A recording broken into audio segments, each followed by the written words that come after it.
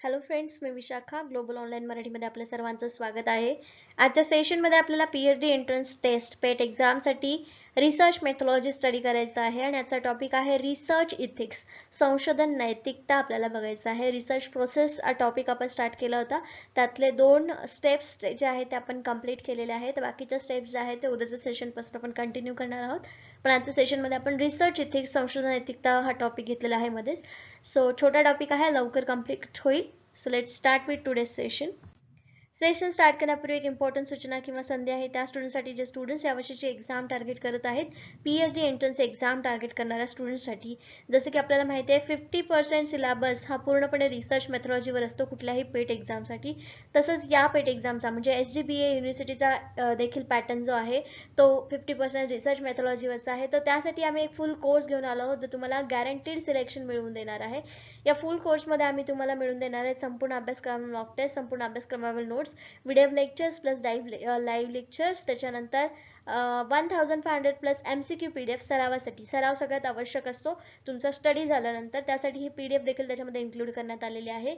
या फुल कोर्सची फीस आहे 699 रुपये आणि इकडे दिलेल्या व्हॉट्सअप नंबरवरती मेसेज करून लगेचच तुम्ही कोर्सला जॉईन होऊ शकता आणि आपल्या प्रिपरेशनला स्टार्ट करू शकता without any hesitation. So let's start with the session. तर पहिला प्रश्न आहे आपला, अंडरस्टँडिंग और नोविंग the world through observation of real events is called. वास्तविक घटनांच्या निरीक्षणाद्वारे जगाला समजून घेणे किंवा जाणून घेणे याला म्हणतात. कशाला म्हणतात? ऑप्शन्स आहेत टॅनॅसिटी, रॅशनलिझम, एम्पिरिसिझम, इंट्युएशन. तर बुद्धिमत्ता, अनुभव की अंतर्ज्ञान. तर इथे आपल्याला विचारलेलं आहे की ज्याच्यामध्ये स्वतः आपण ऑब्झर्वेशन करणार आहेत, रिअल लाईफमधले जे इव्हेंट्स आहेत त्याला स्वतः आपण अनुभवणार आहेत, त्याला समजून घेणार आहे आपल्या स्वतःच्याच भाषेमध्ये, आपण स्वतः तिथे राहून. म्हणजे काय आहे, इथे आपल्याला एक एक्सपिरियन्स मिळणार आहे, इथे आपल्याला अनुभव मिळणार आहे. मग याचं करेक्ट आन्सर इथे काय असणार आहे? एम्पिरिसिझम म्हणजे अनुभववाद ज्याला म्हणतो आपण. स्वतः वास्तविक घटनांबद्दल निरीक्षण करून जगाला समजून घेणे आणि जाणून घेणे याला एम्पिरिसिझम म्हणतात, अनुभववाद असं म्हणतात. म्हणून आपलं करेक्ट आन्सर इथे सी आलेला आहे, एम्पिरिसिझम, अनुभववाद. Empiricism is a theory that all knowledge is built on experience derived from the various sense. आपल्याकडे जे वेगवेगळे सेन्स आहेत त्याच्यामधून आपण जे एक्सपिरियन्स घेतो त्याच्यातून आपण नॉलेज प्राप्त करत असतो, त्याला आपण एम्पिरिसिझम असं म्हणतो. Take a quiz and learn about the theory. Empiricism theory states that knowledge comes primary from. तर आपण एखादा प्रश्न विचारतो आणि त्याच्याबद्दल उत्तरं येतं, ते आपली थेअरी होते, त्याला आपण अनुभवजन्य नॉलेज असं म्हणू शकतो. म्हणजे empiricism theory states that knowledge comes from primarily from. तर जिथून जेव्हा आपण एखादा प्रश्न निर्माण करतो तेव्हा तिथूनच आपल्याला एखादी थेअरी प्राथमिक निघते किंवा तयार होत असते. In the philosophy of science, empiricism is a theory of knowledge which emphasizes those aspects of scientific knowledge that are closely related to the experience. तर याच्यामध्ये आपल्याला सांगितलेलं की एम्पिरिसिझम जे आहे ते एक्सपिरियन्समधून आलेलं आहे किंवा एक्सपिरियन्सशी जास्त क्लोज्ड आहे. सायंटिफिक नॉलेज आपल्याला मिळतं त्याच्यातून, म्हणजे वैज्ञानिक ज्ञान तर मिळतं आहे, पण ते कशातून मिळतं आहे? आपल्या एक्सपिरियन्समधून, आपल्या अनुभवातून ते आपल्याला प्राप्त होत आहे. Especially as formed through the deliberate experimental arrangements. Hence science is considered to be methodologically empirical in nature.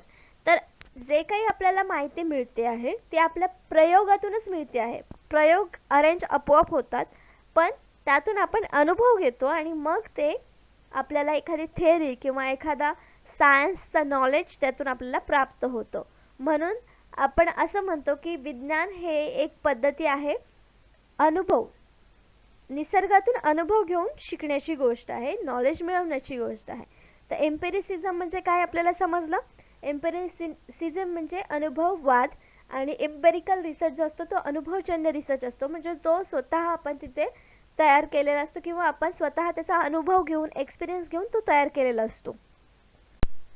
Next question आहे सेकंड नंबरचा, व्हॉट डज अन एम्पिरिसिस्ट बिलीव्ह. तर एम्पिरिसिझम आपल्याला समजलं. आता प्रश्न विचारला आहे एम्पिरिसिस्ट कशावर विश्वास ठेवतात.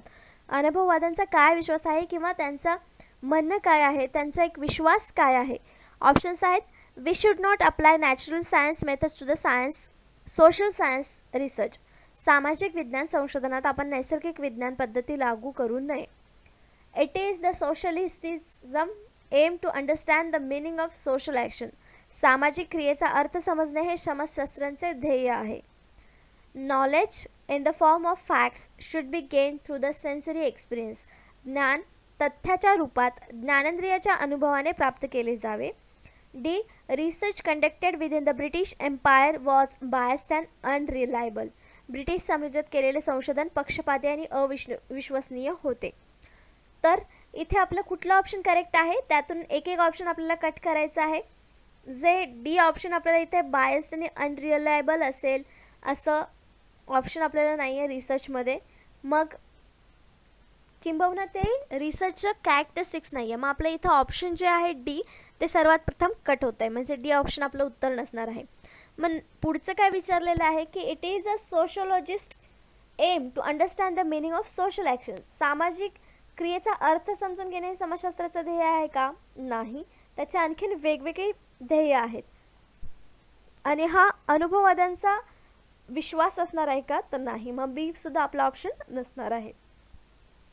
नेक्स्ट आहे ए, जे बोललेलं आहे की सामाजिक विज्ञान संशोधनात आपण नैसर्गिक विज्ञान पद्धती लागू करू नये. तर अशा प्रकारचा कुठलाही अनुभववाद्यांचा विश्वास नाही. तर ते दोन्हीही आपल्याला एकत्र करून कधी कधी नवीन नॉलेज मिळवण्यासाठी आपण ते वापरू शकतो. म्हणून असं न करणं हे देखील अनुभववादांचा विश्वास नाही. मग आपल्या इथे करेक्ट आन्सर काय असणार आहे? C. Knowledge in the form of fact should be gain through sensory experience. तर आपण जे बघितलं एम्पिरिसिझम काय आहे, तर ते एक्सपिरियन्समधूनच यायला पाहिजे, स्वतःच्या ऑब्झर्वेशनमधूनच यायला पाहिजे. मग अनुभववादांचा विश्वास काय असणार आहे इथे की आपल्या स्वतःच्या ज्ञानेंद्रियाच्या अनुभवाने प्राप्त केलं जावं. जे काही ज्ञान आपण मिळवणार आहे ते आपल्या अनुभवाने प्राप्त केलं जावं, हा अनुभववाद्यांचा विश्वास असणार आहे. Empiricism in philosophy, the view of all concept originate in experience. ते मागाशीच बघितलं आपण की एम्पिरिसिझम हे ओरिजिनेट कशातून होतं आहे? एक्सपिरियन्समधून, म्हणजे अनुभवातून ते उगम पावत आहे. That all concepts are about applicable to things that can be experience. हे कन्सेप्ट कशाशी लागू आहेत? ज्या गोष्टी आपण एक्सपिरियन्स करू शकतो, अनुभव करू शकतो, अनुभव घेऊ शकतो, त्या गोष्टींशीच हे रिलेट करतं. Or that all rationally acceptable beliefs or propositions are justifiable or knowledgeable only through experience. म्हणजे यातून ज्या काही बिलीफ्स, विश्वास, जे गोष्टी मिळतात आपण एक्सेप्ट करतो, त्या सगळ्या कशातल्या असणार आहेत? एक्सपिरियन्समधल्या असणार आहेत, अनुभवातून आलेल्या गोष्टी असणार आहेत. म्हणजेच अनुभव बेस, एम्पिरिसिझमचा अनुभवजन्याचा बेसच काय आहे? एक्सपिरियन्स, अनुभव. नेक्स्ट क्वेश्चन आहे 3rd नंबरचा. The importance of measurement in quantitative research is that. आपल्याला माहिती आहे रिसर्चमध्ये क्वांटिटेटिव्ह आणि क्वालिटेटिव्ह हे दोन प्रकार आहेत, म्हणजे दोन्हीला विरुद्ध किंवा वर्सेसमध्ये आपण त्याचा अभ्यास करतो, क्वांटिटेटिव्ह रिसर्च आणि क्वालिटेटिव्ह रिसर्च. तर क्वांटिटेटिव्ह रिसर्चमध्ये मोजण्याचं महत्त्व काय आहे, मेजरमेंटचं महत्त्व काय आहे ते आपल्याला सांगायचं आहे. ऑप्शन्स आहेत. It allows us to delineate fine difference between people and cases. हे आपल्याला लोक किंवा प्रकरणामध्ये चांगले फरक स्पष्ट करण्याची अनुमती देते. मोजमाप जिथं करायचं आहे, मेजरमेंट जिथं करायचं आहे, तेव्हा तिथे आपल्याला साधी लोक आणि केस स्टडीजसाठी केसेस जे आपण निवडणार आहे यामध्ये फरक करण्यासाठी मदत करतं मोजमाप. बरोबर आहे हे आपलं स्टेटमेंट. नेक्स्ट स्टेटमेंट आहे. It provides consistent device to yardsticks. हे एक सुसंगत डिव्हाइस किंवा यार्डस्टिक प्रदान करते. म्हणजेच आपल्याला एक मोजमाप करण्यासाठी एक डिव्हाइस प्राप्त करून देतं, युनिट देतं असं देखील आपण इथं म्हणू शकतो की एक मोजमाप करण्याचं माप देतं, मापदंड देतं असं आपण इथं म्हणू शकतो. It allows for precise estimates of degree of relationship between concepts. हे संकल्पनांमधील संबंधाच्या डिग्रीच्या अचूक अंदाजांना अनुमती देतं. आपलं सेकंड स्टेटमेंट पण बरोबर आहे की ते आपल्याला एक मापदंड देत आहे. मोजायचं महत्त्व म्हणजे ते आपल्याला कुठल्याही गोष्टीचं मोजमाप करण्यासाठी मापदंड देत आहे. म्हणजे बी सुद्धा स्टेटमेंट आपल्या इथे करेक्ट असणार आहे. सी ऑप्शन काय म्हणते आपल्याला की हे संकल्पनांमधील संबंधाच्या डिग्रीच्या अचूक अंदाजांना अनुमती देते. ज्या काही संकल्पना आपण वाचणार आहोत किंवा नवीन संकल्पना पुढे येणार आहेत किंवा आपल्या रिसर्चमधून पुढे येणार आहेत त्यांना अंदाजांसाठी अनुमती देतं मोजमाप. मोजमापामध्ये आपण उदाहरणार्थ असं घेऊया की जेव्हा आपण 2 दिवसाचा कालावधी हे मोजमाप जर घेतलं तर तिथे आपल्याला अंदाज येतो की पुढच्या 2 दिवसामधला रिझल्ट हा असणार आहे. म्हणजे तिथं मोजमाप 2 दिवसाचं होतं. हे मोजमाप का महत्त्वाचं आहे क्वांटिटेटिव्ह रिसर्चमध्ये? तर या सगळ्या गोष्टींचा फायदा तिथे क्वांटिटेटिव्ह रिसर्चमध्ये होतो मेजरमेंटमुळे. मग आपल्या इथे करेक्ट आन्सर काय असणार आहे? D, all of the above. वरील सर्व गोष्टी ज्या आहेत त्या फायदा आहे त्याचा क्वांटिटेटिव्ह रिसर्चमध्ये किंवा त्याचा इम्पॉर्टन्स आहे मेजरमेंटचा क्वांटिटेटिव्ह रिसर्चमध्ये.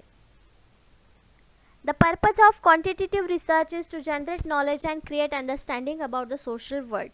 तर quantitative researchचा मेन एम काय आहे किंवा त्याचं पर्पज काय आहे, हेतू काय आहे? तर माहिती निर्माण करणं, त्याच्यामध्ये समज निर्माण करणं, सोशल वर्ल्ड म्हणजे सामाजिक जग जे आहे त्याच्याबद्दल अंडरस्टँडिंग निर्माण करण्याचं काम किंवा हेतू जे आहे ते क्वांटिटेटिव्ह रिसर्चचा आहे. Quantitative research is use by social scientist म्हणजे सामाजिक शास्त्रज्ञ जे आहेत त्यांच्याद्वारे हे प्रकारचं रिसर्च वापरलं जातं. Including communication research, it to observe phenomena or occurrence affecting individuals. Social scientist are concern with the study of people. तर हे सोशल सायंटिस्ट कशाशी रिलेटेड असतात? तर लोकांच्या अभ्यासाशी रिलेटेड असतात. क्वांटिटेटिव्ह रिसर्चसुद्धा लोकांच्या इनडायरेक्टली रिसर्चशी रिलेटेड आहे. The author offers 3 reasons for our concern with measurement in research. Firstly, it allows us to delineate find differences between cases or people. जे आपण म्हटलं की मेजरमेंटचा फायदा काय काय इथे आपल्याला सांगितलं की केसेस आणि पीपल या दोन्हीमधला फरक ओळखण्यासाठी मेजरमेंट आपल्याला आवश्यक असतं. General observation might be enough to detect extreme of opinion but measurement is needed for the more subtle variation that actually exist.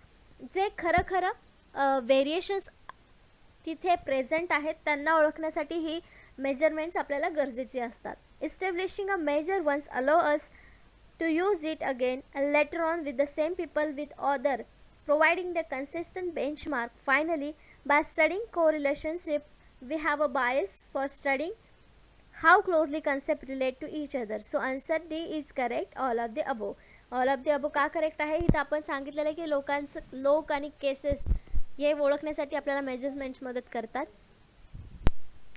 Next question 4 number. Quantitative social researchers rarely claim to have established causality because परिणात्मक सामाजिक संशोधन जे आहे ते क्वचित कार्यकारण स्थापित केल्याचा दावा करतात. कारण म्हणजे तिथे कधीच कार्यकारण स्थापित होतं म्हणजे काम होतंय असं दावा करतात क्वांटिटेटिव्ह रिसर्चमध्ये. का असं होतं? याचे ऑप्शन्स आहेत. They are more concern with publishing the result of their reliability test. त्यांच्या विश्वासार्हतेच्या चाचण्यांचे निकाल प्रकाशित करण्यास ते अधिक संबंधित असतात. They do not believe that this is an appropriate goal to be strive for. प्रयत्नांची पराकाष्ठा करणे हे एक योग्य लक्ष्य आहे यावर त्यांचा विश्वास नाही. They keep forgetting which of the variables they have manipulated. त्यांनी बदल घडून आणलेले कुठलेही बदल ते विसरतच राहिलेत किंवा त्यांनी ते लक्षात ठेवले नाही आहेत. They tend to use cross sectional designs which produce only correlations. त्यांच्याकडे क्रॉस सेक्शनल डिझाईन वापरण्याची प्रवृत्ती आहे जी केवळ परस्पर संबंध तयार करत असतात. तर याच्यामध्ये करेक्ट आन्सर काय असणार आहे? म्हणजे कुठलं रिझन असू शकतं की ज्याच्यामध्ये कॅज्युअलिटी निर्माण होत असते क्वचितच, पण म्हणजेच कधी त्याचं रिझन जे आहे ते आहे की they tend to use cross sectional design. याचं करेक्ट आन्सर आहे D. They tend to use cross sectional designs which produce only correlation. म्हणजे क्रॉस सेक्शन डिझाईनच हे क्वांटिटेटिव्ह रिसर्चमध्ये वापरले जातात आणि त्यामुळे त्याच्यामध्ये फक्त परस्पर संबंध तयार केला जातो. म्हणून त्याच्यामध्ये कुठल्याही प्रकारचा कार्यकारण नेहमी स्थापित होत नाही, तर क्वचितच तो स्थापित केला जातो. तर आता बघूया आपण की क्रॉस सेक्शनल डिझाईन्स का उपयोगी ठरत नाहीत किंवा कार्यकारण स्थापित का करत नाहीत, क्वचितच का करतात.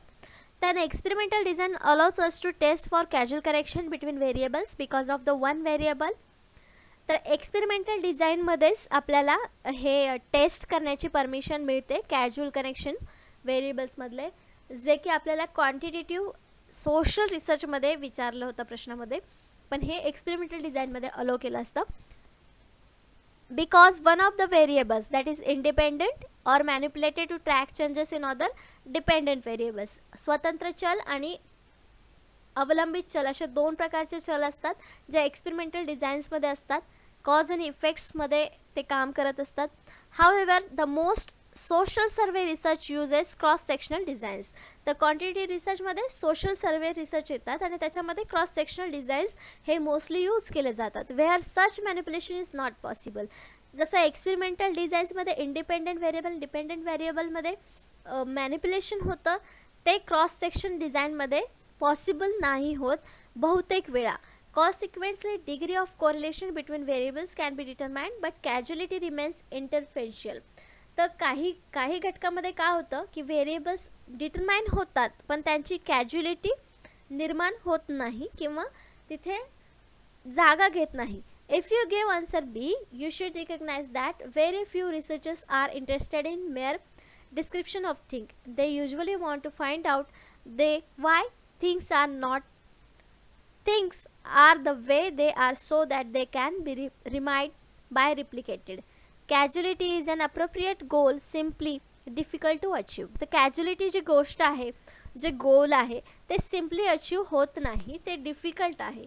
मग हे एक्सपेरिमेंटल डिझाईनमध्ये शक्य आहेत कारण तिथे जे व्हेरिएबल्स असतात ते एकमेकांना मॅनिप्युलेट करत असतात, पण क्रॉस सेक्शनल्समध्ये हे शक्य नसतं. म्हणून आपलं तिथे करेक्ट आन्सर जे आलं होतं ते डी आलं होतं की क्रॉस सेक्शनल डिझाईन्स तिथे यूज केली जाते, म्हणून तिथे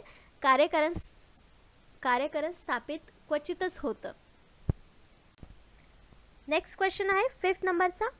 quantitative research has been criticised because. प्रमाणित संशोधनावर टीका केली गेली आहे कारण जे आत्तापर्यंत आपण क्वांटिटेटिव्ह रिसर्चबद्दल बघतो आहोत त्याच्यावर टीका केली गेली आहे. तर का केली गेलेली आहे ते आपल्याला सांगायचं आहे. ऑप्शन्स आहेत. The measurement process suggest a spurious and artificial sense of accuracy. मापन प्रक्रिया अचूकतेची उत्तेजक आणि कृत्रिम अर्थ सूचित करते म्हणून. The Reliance on instruments and precision makes it high in ecological validity. साधनांवर आणि प्रक्रियांवर अवलंबून राहून ते पर्यावरणीय वैधतेमध्ये उच्च आहे म्हणून. It underestimate the similarities between object in natural and social worlds. हे सामाजिक आणि नैसर्गिक आणि सामाजिक जगातील वस्तूंमध्ये समानता कमी लेखते म्हणून. डी ऑल ऑफ दी अबो. तर टीका केली गेली आहे याचं एकच रिझन असू शकतं, ऑल ऑफ द अबो नसेल. मग याचं करेक्ट आन्सर असणार आहे ते आहे A. The measurement process suggest a spurious and artificial sense of accuracy. तर क्वांटिटेटिव्ह रिसर्चमध्ये आपण बघितलं की आकड्यांची रिलेटेड जे रिसर्च केले जातात ते इथे येतात आणि आर्टिफिशियल सेन्स ऑफ ॲक्युरेसी याच्यामध्ये निर्माण होऊ शकते किंवा कृत्रिम अर्थ याच्यामध्ये आपल्याला सूचित होत असतात. अशा प्रकारची टीका याच्यावर केली गेलेली आहे. तर काय हे क्रिटिक्स आहेत किंवा त्याच्यावरती गंभीर आरोप आहेत ते बघूया. Some critics of quantitative research see it as pretending that photograph is good representation of life, rather than being a frozen instant of it. As a consequence, quantitative research is accused of assuming that social life is static, clearly not case. तर त्यांनी काय सांगितलेलं आहे, quantitative रिसर्चमध्ये photograph खूप छान लाईफचं दर्शन आपल्याला देतं किंवा रिप्रेझेंट करतं असं सांगितलेलं आहे. पण क्वांटिटेटिव्ह रिसर्चमध्ये हे काय म्हणतं की लाईफ जी आहे, सोशल लाईफ जी आहे ती स्टॅटिक आहे, सांख्यिकीय गोष्टी त्याच्यामध्ये असतात जे क्लिअरली बाहेर येत नसतात. अशा प्रकारची टीका ते करत आहेत आपल्याला क्वांटिटेटिव्ह रिसर्चमध्ये. Furthermore the ontological basis of this kind of research oblige the social science researchers to regard people in the same way that physical science researchers regard nature. Again, clearly there is a world of difference. नक्कीच तिथे difference असणार आहे, दोन्हीमध्ये same नसणार आहे. सांख्यिकीय माहिती तिथे आपण रिसर्च करताना करतो, पण क्रिटिक्स असे म्हणत आहेत म्हणजे त्याच्यावरती आरोप असे आहेत की हे फोटोग्राफ आपल्या लाईफचं चांगलं प्रदर्शन करते असं दाखवण्यापेक्षा आपली लाईफ ही एक सांख्यिकीय माहिती आहे किंवा सांख्यिकी गोष्टीशी निगडीत आहे असं हे सांगते क्वांटिटेटिव्ह रिसर्च. म्हणून हे एक गंभीर आरोप आहे क्वांटिटेटिव्ह रिसर्चवरचा. नेक्स्ट क्वेश्चन आहे 6 नंबरचा. What is repeatability. पुनरावृत्ती म्हणजे काय. तर आपल्या ऑप्शन्स आहेत. रिसर्चच्या भाषेमध्ये रिपीटेबिलिटी म्हणजे काय आहे आपल्याला सांगायचं आहे. ऑप्शन्स आहेत. Variability due to different operators using the gauge or different time periods or environments. Gauge किंवा वेगवेगळ्या कालावधी किंवा वातावरण वापरून वेगवेगळ्या ऑपरेटरमुळे होणारी variability. Variability due to error in process. प्रक्रियेतील त्रुटीमुळे अस्थिरता. Variability reflecting basic inherent precision of the gauge itself. स्वतः गेजची मूलभूत अंतर्निहित सुस्पष्टता दर्शवणारी variability. Variability reflecting the basic inherent precision of the process view answer. प्रक्रियेचे मूलभूत अंतर्निहित सुस्पष्टता दर्शवणारी व्हेरिएबिलिटी. उत्तर पहा. त्याचा करेक्ट आन्सर आहे सी, ज्याच्यामध्ये स्वतः गेजची मूलभूत अंतर्निहित सुस्पष्टता दर्शवणारी व्हेरिएबिलिटी म्हणजे रिपीटेबिलिटी होय. Repeatability is defined as reflecting the basic inherent precision of the gauge itself through which we are measuring the unit. तर रिपीटेबिलिटी म्हणजे काय आहे?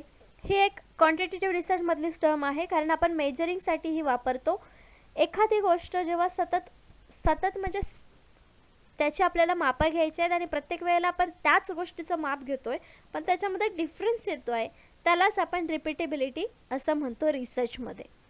मग तेच आपल्याला इथे त्यांनी सांगितलेलं आहे की मेजरिंग युनिट आहे हे, ज्याच्यामध्ये एकाच गेजमधून आपण मशीनमधून किंवा एकाच गेजमधून एकाच वस्तूमधून प्रत्येक वेळेला तीच वस्तू चेक करतोय पण त्याचा रिझल्ट आपल्याला वेगवेगळा येतोय, त्याला रिपीटेबिलिटी असं आपण म्हणतो.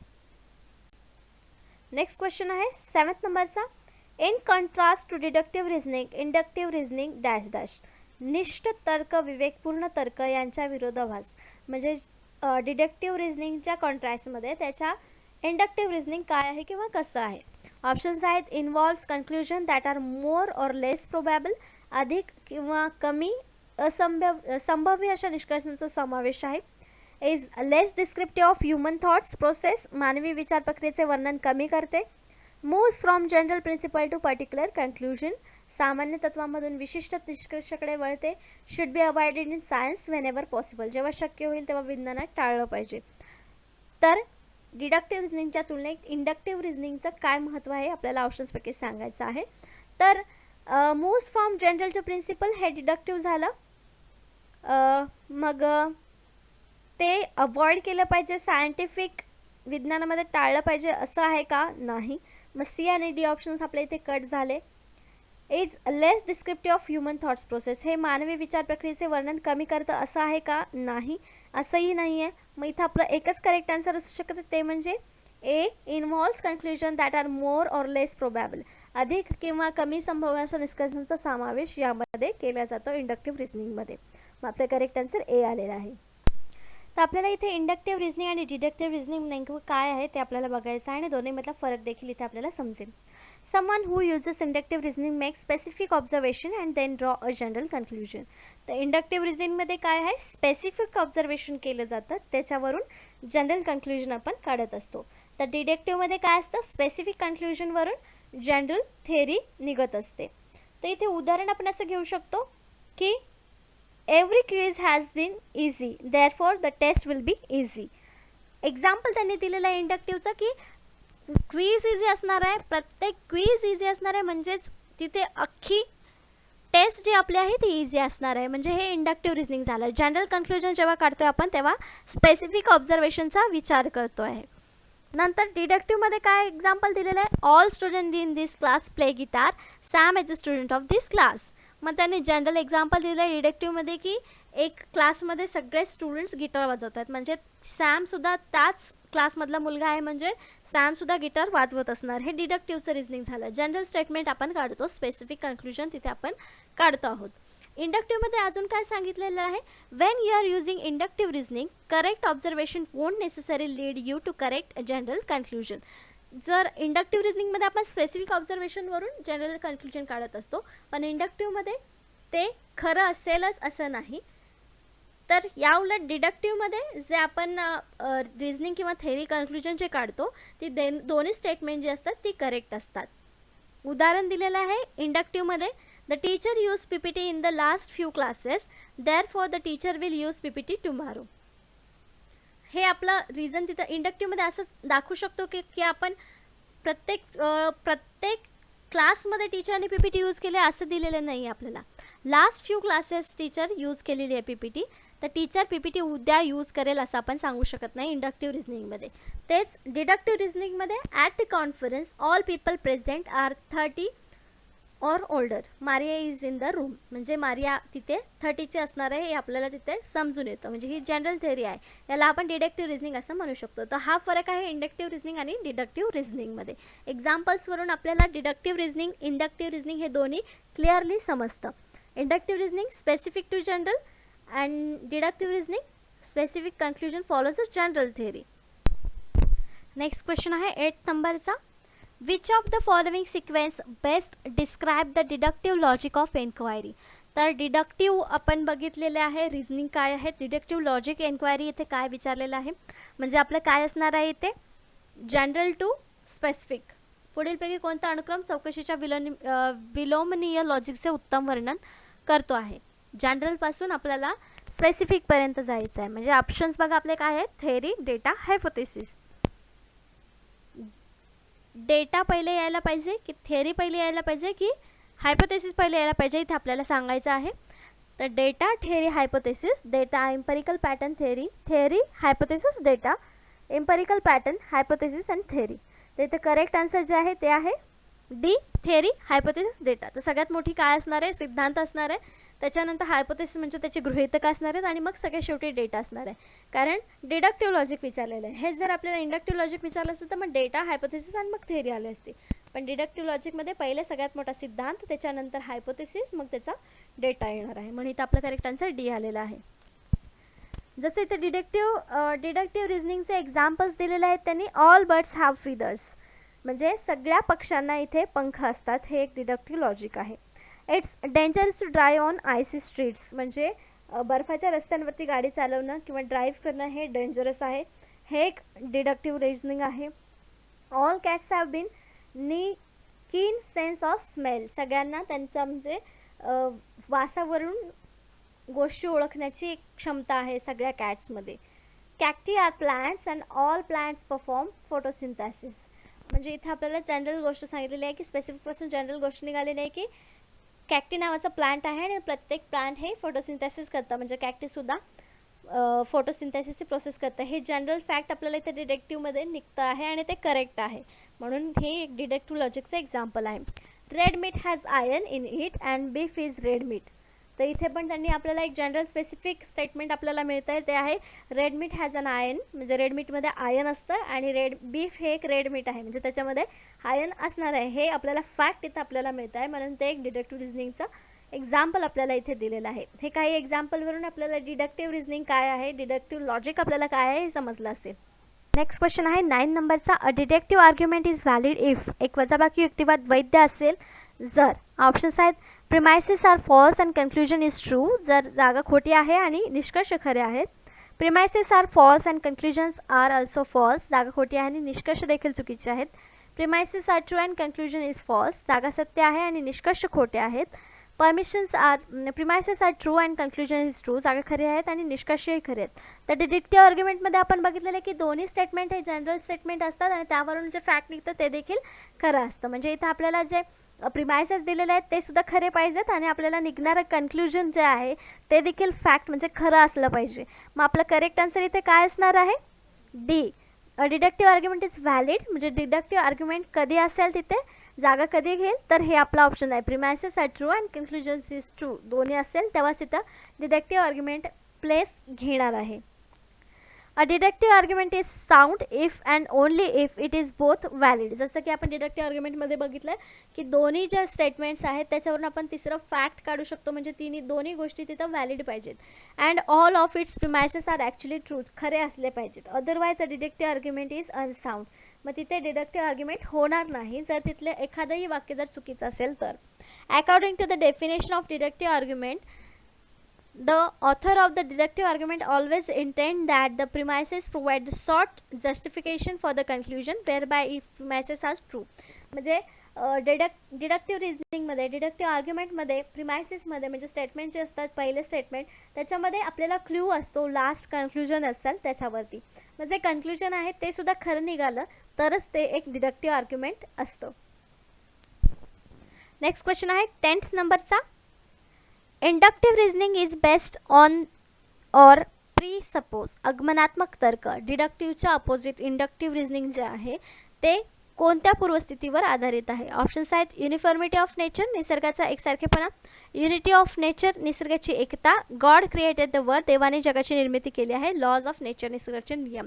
तर कुठल्या आधारावर आहे इंडक्टिव्ह रिझनिंग, तर युनिफॉर्मिटी ऑफ नेचर, निसर्गाचा एकसारखेपणा या तत्वावर इंडक्टिव्ह रिझनिंग बेस्ट आहे, पूर्वस्थित आहे असं आपण म्हणू शकतो. म्हणजे याचा करेक्ट आन्सर आपला ए आलेला आहे. कसं तर बघूया. 2 टाइप्स ऑफ इंडक्टिव्ह आर्ग्युमेंट्स. इंडक्टिव्ह आर्ग्युमेंट्सचे 2 प्रकार आहेत. एक आहे statistical inductive argument and inductive argument which does not presuppose the uniformity of nature. ह्याच्यामध्ये नेचरचा विचार केला जात नाही किंवा निसर्गाचा एकसारखेपणाचा विचार केला जात नाही. For example 90% of college freshman can read beyond the 6th grade level. David is a college freshman, therefore David can read beyond the 6th grade level. हे इंडक्टिव्ह रिझनिंगचा आर्ग्युमेंट आहे, पण त्याच्यामध्ये स्टॅटिस्टिकल इंडक्टिव्ह आर्ग्युमेंट्स आलेले आहेत, पण हे uniformity of नेचरमध्ये नाही आहे. मग दुसरा टाईप कोणता आहे? Human inductive argument. And inductive argument which presuppose the uniformity of nature. तर याच्यामध्ये निसर्गाचा एकसारखेपणा आपण दाखवू शकतो. each of the 100 college freshmen surveyed known how to spell logic. If we ask another college freshman, he or she will also know how to spell logic. म्हणजे त्याच्यामध्ये काय दिलेलं आहे की युनिफॉर्मिटी ऑफ नेचरमध्ये काय दिलेलं की भरपूर सारे एकाच वेळी भरपूर सारे कॉलेजेसमध्ये एक वर्ड सेम लिहिला जातो, तसाच दुसऱ्या जगातल्या कुठल्याही विद्यार्थ्याला तो वर्ड स्पेल करायला सांगितला तर सेमच येणार आहे. तिथं एकसारखेपणा आपल्याला दिसून येणार आहे शिकवण्यामध्ये किंवा आता स्पेल करण्यामध्ये एकसारखेपणा दिसून येणार आहे. म्हणून इथं आपलं करेक्ट आन्सर काय होतं? Uniformity of. तर अशा प्रकारे आजचे आपले 10 प्रश्न 10 कन्सेप्ट ज्या आहेत त्या इथे क्लिअर केलेल्या आहेत. आपण नेक्स्ट लेक्चरमध्ये याच टॉपिकवरती पुढचे अजून 10 प्रश्न घेणार आहोत, जेणेकरून आपल्या राहिलेला कन्सेप्ट देखील याच्यातून क्लिअर व्हावा युनिट 1 मधल्या. आजच्या लेक्चरसाठी धन्यवाद.